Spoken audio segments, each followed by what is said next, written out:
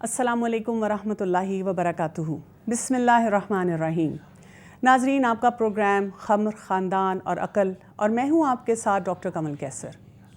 رسول اللہ صلی اللہ علیہ وآلہ وسلم نے ارشاد فرمایا کہ انسان کے دین کا، اسلام کا حسن اس چیز میں ہے کہ وہ بے فائدہ چیزوں کو چھوڑ دے، اور اس میں ہمیں کتنا امپورٹنٹ میسج ملتا ہے، خاص طور پہ جب ہم بات کر رہے ہوتے ہیں ایڈکشنز کی۔ یہ سب ایڈکشنز کیوں ہماری زندگی میں آتی ہیں؟ اسی لیے کہ ہم وہ کرنے کے کام جن پہ توجہ دینی چاہیے ان کو چھوڑ دیتے ہیں اور ایسی چیزوں کی طرف مائل ہونا شروع ہو جاتے ہیں جو کہ ہماری زندگی میں فائدہ مند نہیں ہیں، اور اسی کی وجہ سے آپ دیکھیں کہ ہم اپنی زندگیوں کو کس قدر مشکل میں ڈال دیتے ہیں۔ بہت انٹرسٹنگ چیز آپ کے ساتھ شیئر کروں گی۔ کچھ امپورٹنٹ چیزیں میں پڑھ رہی تھی، اور اس میں تھا کہ امریکن سائیکیٹرک ایسوسی ایشن اور اس کے ساتھ ساتھ WHO نے کچھ فیچرز ہمیں بتائے ہیں کہ اگر وہ چیزیں موجود ہوں تو آپ سمجھیں کہ آپ ایڈکشن کی طرف جا رہے ہیں۔ مثلاً کوئی شخص بھی جو ایڈکشن کی طرف جائے گا اس کے اندر کچھ خاص خصوصیات آ جائیں گی، اور کچھ عرصے کے بعد اس چیز پہ وہ راضی نہیں ہوگا، اس کی زیادہ ڈوز اس کو چاہیے ہوگی، اس کے موڈ چینج ہونے شروع ہو جائیں گے، اس کے ساتھ ساتھ اس کے اندر ایک ریسٹلیسنس آنی شروع ہو جائے گی، لوگوں کے ساتھ لڑائی جھگڑا فساد مشکلات جو ہیں اس کی زندگی کی بڑھنا شروع ہو جائیں گی، اور جب یہ اندر کا کانفلکٹ اتنا زیادہ بڑھے گا تو ایک سٹیج یہ آئے گی کہ وہ اپنے آپ کو اس سے نکال نہیں پائے گا۔ تو انہی سارے مسائل کے حل کے لیے ہم یہاں بیٹھے ہیں کہ ہم آئیڈینٹیفائی کریں کہ مسئلے کہاں کہاں ہیں اور ان کو ٹھیک کرنے کے لیے ہم نے کیا کام کرنا ہے۔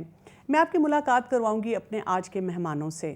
میرے ساتھ موجود ہیں اندلیب خانم، جنہوں نے ماسٹرز کیا ہوا ہے اصول الدین میں، اور یہ ماشاءاللہ بہت سالوں سے ینگ اسٹوڈنٹس کو پڑھا رہی ہیں، اور آج ہم ان سے خاص طور پہ سمجھنے کی کوشش کریں گے کہ یہ حلال حرام کے جو معاملات ہیں وہ ان کو کیسے پلیس کیا جائے۔ اور پھر میری ساتھی موجود ہیں ماجبین حسنین، جو کہ لائف کوچ ہیں، بچوں کے ساتھ، والدین کے ساتھ اور اساتذہ کے ساتھ ہر وقت ان کی ڈیلنگ رہتی ہے۔ السلام علیکم ورحمۃ اللہ وبرکاتہ۔ وعلیکم السلام ورحمۃ اللہ وبرکاتہ۔ جی اندلیب، میں آپ سے بات شروع کروں گی۔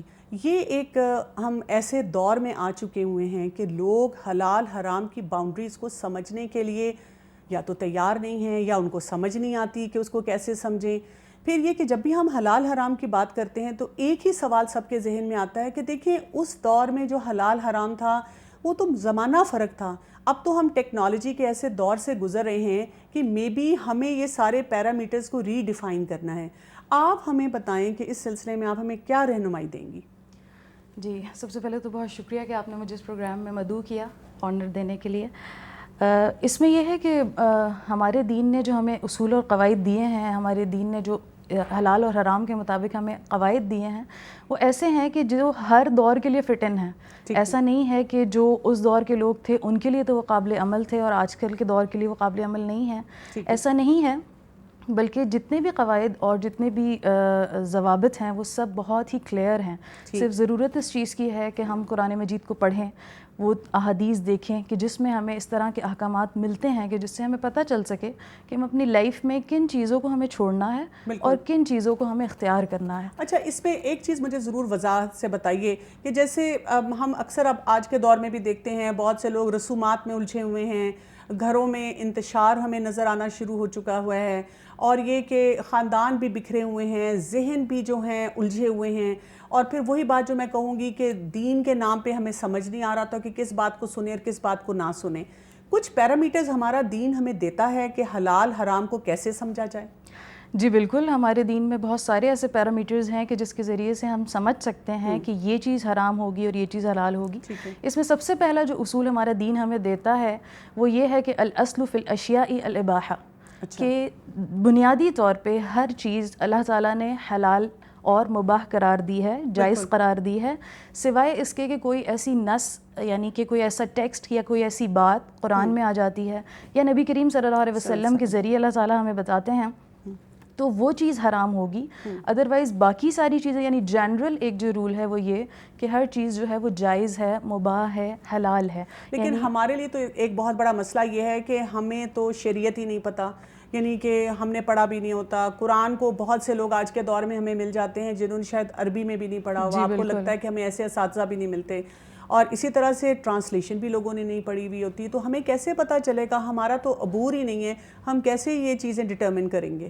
دیکھیں اس کے لیے تو ضروری ہے کہ کم از کم ہمیں بنیادی جو قرآن مجید کا ترجمہ ہے وہی آتا ہو. یعنی اگر ہم قرآن مجید کو سمپلی صرف ترجمے کے ساتھ ہی پڑھ لیں, جو بھی ہماری لینگویج ہمارے لیے ایزی ہے, انگلش ہے یا اردو ہے, کیونکہ الحمدللہ ٹرانسلیشنز موجود ہیں, تو اگر ہم صرف وہ بھی پڑھ لیتے ہیں تو قرآن مجید اللہ کا کلام ہے اور اتنا کلیئر ہے کہ بہت ساری چیزیں ایک دم سمجھ میں آ جاتی ہیں.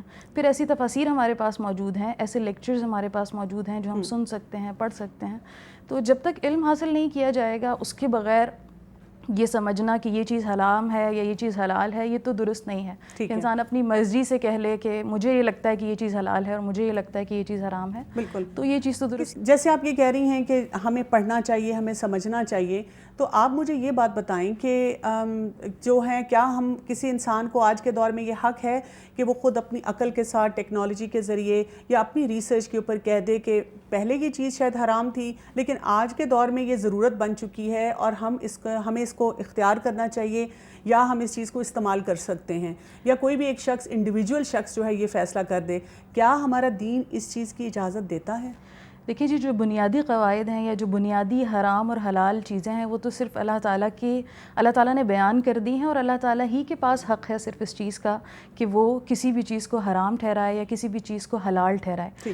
جیسے کہ میں نے پہلے ذکر کیا کہ جو ایک بنیادی اصول یا ایک جنرل رول جو دے دیا گیا کہ ہر چیز جائز ہے, اللہ یہ کہ کوئی چیز یعنی کوئی قرآن مجید کی آیت یا نبی کریم صلی اللہ علیہ وسلم کی بات ایسی ہے کہ جس سے ہمیں پتہ چلتا ہے کہ فلاں چیز جو ہے وہ جائز نہیں ہے, یعنی کہ جو چیز اللہ تعالیٰ نے ڈیفائن کر دی ہے, یعنی خالق نے بتا دی ہے, تو مخلوق کو یہ حق نہیں پہنچتا کہ اس چیز کے بارے میں پھر اپنی رائے جو ہے جگہ جگہ پہ وہ لے کے آئیں. بالکل. یہاں پہ ایک اور سوال بھی اٹھتا ہے کہ کئی دفعہ ایسے بھی ہوتا ہے کہ ایک شخص کوئی اس کا مسئلہ ہے اور حلال حرام کے بارے میں ہی ہے, اور وہ کسی عالم کے پاس جا کے فتویٰ لیتا ہے, اور جب اس نے فتویٰ لیا, انہوں نے اس کو کوئی چیز بتائی, اب دل کو نہیں بات لگی, پھر ایک اور عالم کے پاس گئے, پھر اس کے بعد 2-3 اور لوگوں سے بھی پوچھا, اسی طرح علماء سے پوچھتے رہے, اب اس میں سے انسان پک اینڈ چوز کرنا شروع کر دیتا ہے. تو کیا ہم اس طرح سے کر سکتے ہیں؟ اس میں ہمیں کیا رہنمائی ملتی ہے؟ کیونکہ کبھی کبھار یہ بھی ہو جاتا ہے کہ جس سے آپ نے پہلی دفعہ میں پوچھا وہ انہوں نے جو بات بتائی ہے اس میں رخصت کی گنجائش ہوتی ہے, تو ہمارے جیسے لوگ, عام لوگ کیسے ڈٹرمن کریں اس چیز کو؟